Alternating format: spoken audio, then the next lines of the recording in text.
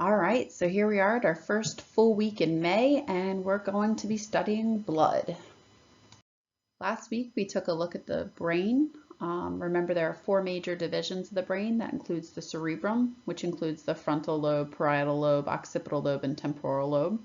The diencephalon, which has the thalamus, hypothalamus, and epithalamus.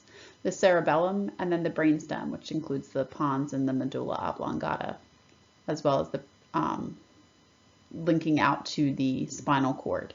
So the diagram that you had last week, here are the answer choices for that the parietal lobe was L, and if you also had it labeled as K, that's probably fine.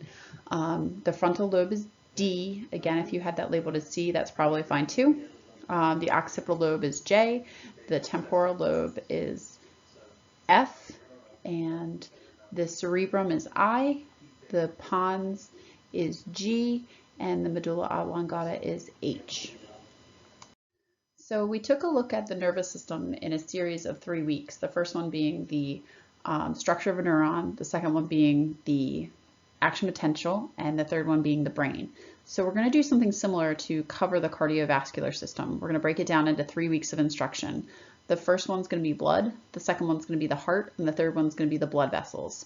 So this week we're going to be studying blood, and our purpose for the instruction is to define the major structures of blood and their functions.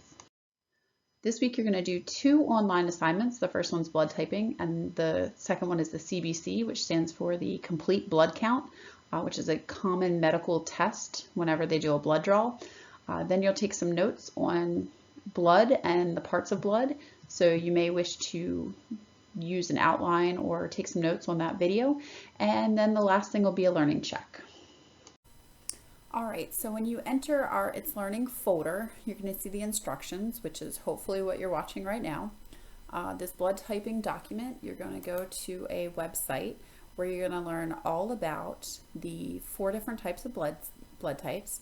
The tiny URL there. This QR code is a little old because I had hoped we would do this in class, but then we didn't get to go back to school in time. So you're going to be looking at the components that are found in blood, and then you're going to be looking at the blood types, A, B, AB, and O, and the positive and negative. So that's the RH factor. You're also going to be looking at like who can donate blood to whom. The next thing you're going to do is that complete blood count, or CBC.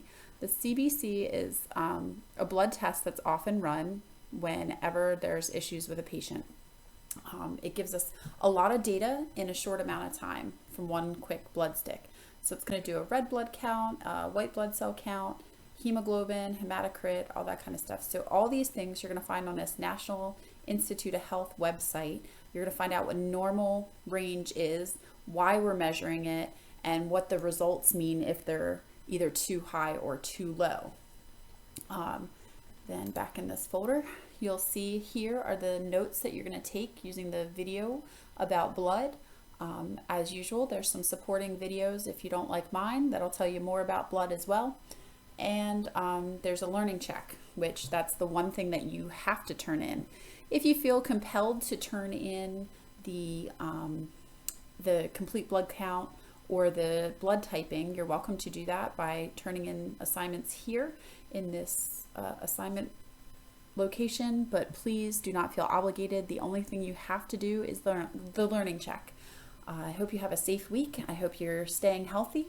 And as always, if you have any questions, just let me know and I'll be glad to help.